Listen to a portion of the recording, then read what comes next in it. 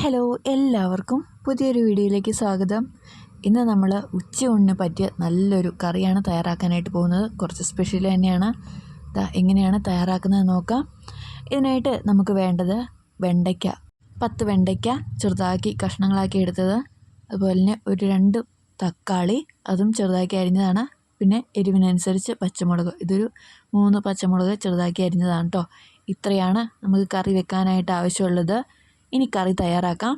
അതിനായിട്ട് ആദ്യമേ നമ്മൾ പാനൊന്ന് വെച്ച് കൊടുത്തിട്ടുണ്ട്. ഇനി ഇതിനാവശ്യമായിട്ടുള്ളത് തേങ്ങയാണ്. ഒരു തേങ്ങ ഫുള്ളായിട്ട് നമ്മൾ ചിരണ്ടിയെടുത്തത് നമ്മൾ ആദ്യമേ ഒന്ന് ഇട്ട് കൊടുക്കുന്നുണ്ട്. എണ്ണയൊന്നും ചേർക്കാതെ തന്നെയാണ് നമ്മളിത് പാത്രത്തിലേക്ക് ഇട്ട് കൊടുക്കുന്നത്.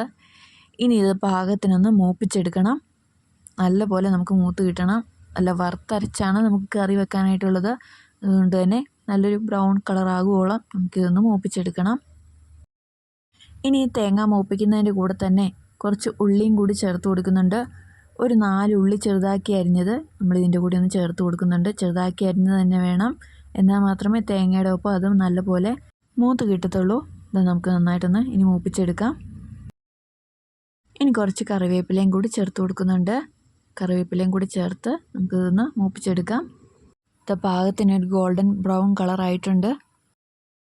ഇനി നമുക്ക് ചേർത്ത് കൊടുക്കാനായിട്ടുള്ളത് പെരുംജീരകമാണ്. ഒരു 1/2 ടീസ്പൂൺ പെരുംജീരകം ചേർത്ത് കൊടുക്കാം. ഇതും കൂടി ചേർത്ത് നന്നായിട്ടൊന്ന് മൂപ്പിച്ചെടുക്കാം.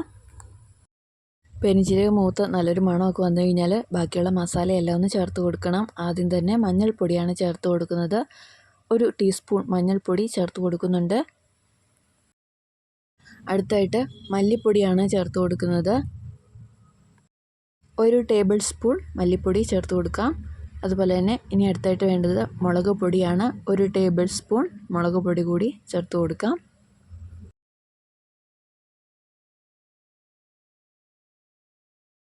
ഇത്രയും ചേർത്തതിന് ശേഷം ഇത് നന്നായിട്ടൊന്ന് മൂപ്പിച്ചെടുക്കണം.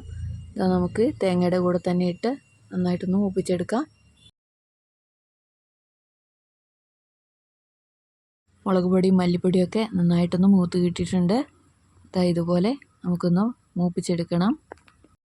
ഇനി ഇത് വേഗം തന്നെ നമുക്ക് വേറൊരു പാത്രത്തിലേക്ക് കോരി മാറ്റണം. ഇതേ പാത്രത്തിൽ ഇരുന്ന് കഴിഞ്ഞാൽ വീണ്ടും മൂത്ത് പോവും. അതുകൊണ്ട് തന്നെ നമുക്ക് വേറൊരു പാത്രത്തിലേക്ക് ഒന്ന് കോരി മാറ്റാം. കോരി മാറ്റിയതിന് ശേഷം നല്ലപോലെ തണുത്ത് കഴിഞ്ഞതിന് ശേഷം മാത്രം നമുക്കിത് മിക്സിയിലിട്ടൊന്ന് അരച്ചെടുക്കാം. നല്ല പേസ്റ്റ് പോലെ ഒന്ന് അരച്ചെടുക്കണം.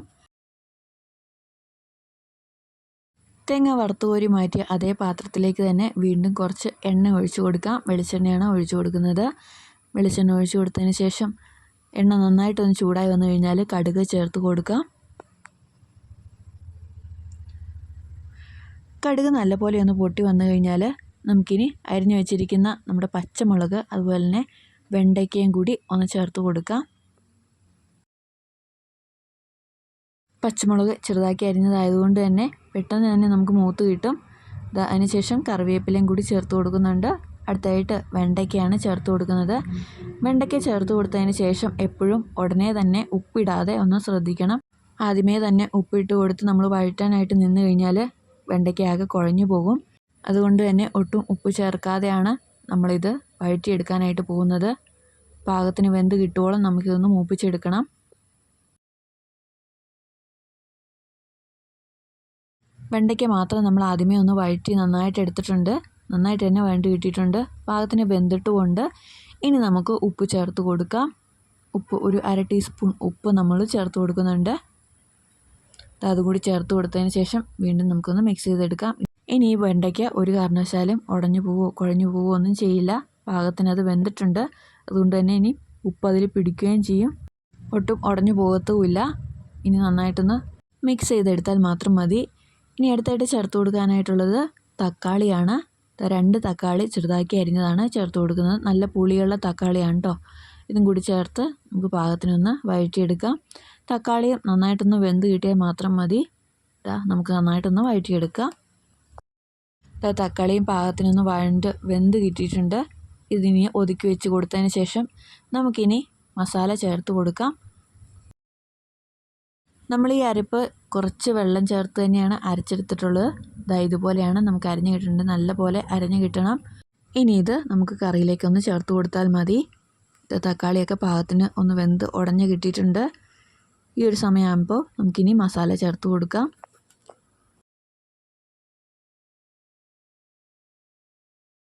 അരച്ച് വെച്ചിരിക്കുന്ന നമ്മുടെ അരപ്പ് അങ്ങനെ ചേർത്ത് കൊടുത്തിട്ടുണ്ട്. ഇനി കറിക്ക് ആവശ്യമുള്ള അത്രയും വെള്ളം നമ്മൾ ഈ അരപ്പിൻ്റെ കൂടെ തന്നെ ഒന്ന് മിക്സ് ചെയ്ത് നമ്മൾ ഇതിൻ്റെ കൂടെ ചേർത്ത് നല്ലപോലെ ചാറാക്കാനായിട്ട് പോവുകയാണ്. ഇനി നമ്മുടെ പാകത്തിനനുസരിച്ച് ചാറാക്കാവുന്നതാണ്. ആദ്യമേ നമ്മൾ ഇതുപോലെ ഒന്ന് വെള്ളം ചേർത്ത് കൊടുത്തിട്ടുണ്ട്. ഇനി നന്നായിട്ടൊന്ന് മിക്സ് ചെയ്തെടുക്കാം. ഇനിയും വെള്ളം ചേർക്കണമെന്ന് അറിയാൻ വേണ്ടിയിട്ടാണ്. വെള്ളം ഒരുപാട് കൂടിപ്പോകാനും പാടില്ല. നമ്മളിത് തീയിലാണ് തയ്യാറാക്കുന്നത്, അതുകൊണ്ട് തന്നെ കുറച്ച് കുറുകെ തന്നെ ഇരിക്കണം. അതുകൊണ്ട് തന്നെ മിക്സ് ചെയ്തതിന് ശേഷം വേണമെങ്കിൽ മാത്രം ഇനി വെള്ളം ചേർത്ത് കൊടുത്താൽ മതി. കുറച്ച് തിക്ക് ഗ്രേവി ആയതുകൊണ്ട് തന്നെ വീണ്ടും കുറച്ച് വെള്ളം ചേർത്ത് കൊടുക്കുന്നുണ്ട്. എന്നാലും ഇത് ചൂടാകുന്നതനുസരിച്ച് ചെറുതായിട്ടൊന്ന് പറ്റി വന്നോളും. അതിനും കൂടി അനുസരിച്ചാണ് വെള്ളം ചേർത്ത് കൊടുത്തിട്ടുള്ളത്. ഇനി നമുക്കിത് കറി നന്നായിട്ടൊന്ന് തിളച്ച് വന്നാൽ മാത്രം മതി. നമുക്കിത് തിളയ്ക്കാനായിട്ടൊന്ന് വെയിറ്റ് ചെയ്യാം. ഉപ്പൊക്കെ പാകത്തിന് ഉണ്ടോയെന്ന് നോക്കിയതിന് ശേഷം വേണമെങ്കിൽ വീണ്ടും ചേർത്ത് കൊടുക്കാവുന്നതാണ്. ഇതുപോലെ വെച്ച് കൊടുത്തതിന് ശേഷം ഇനി നന്നായിട്ടൊന്ന് തിളച്ച് വന്നാൽ മാത്രം മതി.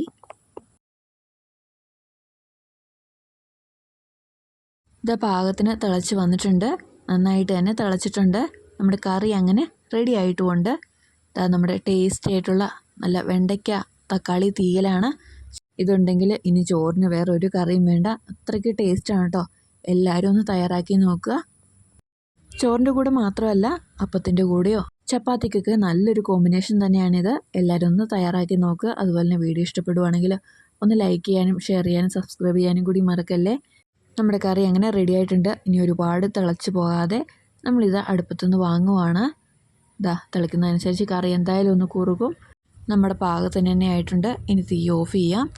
തീ നമ്മൾ ഓഫ് ചെയ്തിട്ടുണ്ട്. നല്ല കട്ടിയുള്ള പാത്രം ആയതുകൊണ്ടാണ് വീണ്ടും കറി തിളയ്ക്കുന്നത്. ഇനി ഇതൊന്ന് വാങ്ങി വെച്ചാൽ മാത്രം മതി. നമ്മുടെ കറി അങ്ങനെ റെഡി ആയിട്ടുണ്ട്. വീണ്ടും പുതിയൊരു വീഡിയോ ആയിട്ട് കാണാം. Thank you.